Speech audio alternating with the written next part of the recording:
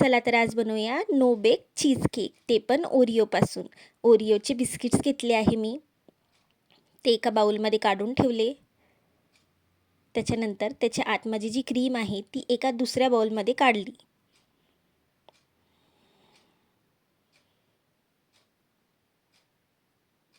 नंतर हे बिस्किट मी एका मिक्सरच्या जारमध्ये ग्राइंड करण्यासाठी घेतले आहे. मग अशी ग्राइंड करून ते घेतले आहेत. बारीक अशी पावडर केली, ते एका बाउलमध्ये साईडला काढली.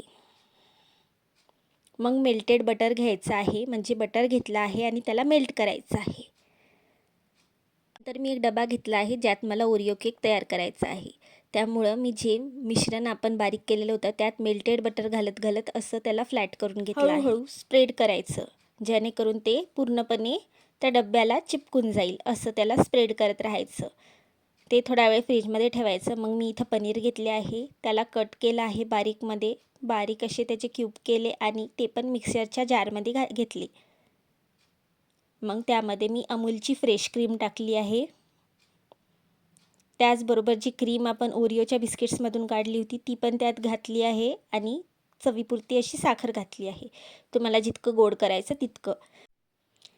बस आता याला फ्रीजमधून आपण ज्यात ओरिओ केक करणार तो डब्बा काढला आणि त्यात ती क्रीम स्प्रेड केली आहे. पूर्णपणे सगळीकडून व्यवस्थित अशी स्प्रेड करून घ्यायची आणि त्याला आपण 15-20 मिनटं फ्रीजमध्ये ठेवायचं, म्हणजे फ्रीजरमध्ये ठेवायचं. मग मी एका छोट्या बाउलमध्ये अमूलचं डार्क चॉकलेट असं घेतलं आहे. त्याचबरोबर एक छोटं 10 रुपयाचं त्यात डेअरी मिल्क पण घातलं आहे, ज्याने त्याला गोडपणा येईल असं. आणि त्याला मेल्ट करून घेतलं, थोडी फ्रेश क्रीम टाकून आणि थोडं बटर घालून. अशी आपली चॉकलेटची क्रीम रेडी आहे. ती त्यावर स्प्रेड करून घ्यायची आणि याला आता ओव्हरनाईट किंवा तुम्ही 5-6 घंटे याला चांगलं डीप फ्रीजरमध्ये ठेवायचं. बस त्याच्यानंतर तुमचा Oreo cheesecake, no bake cheesecake ready आहे.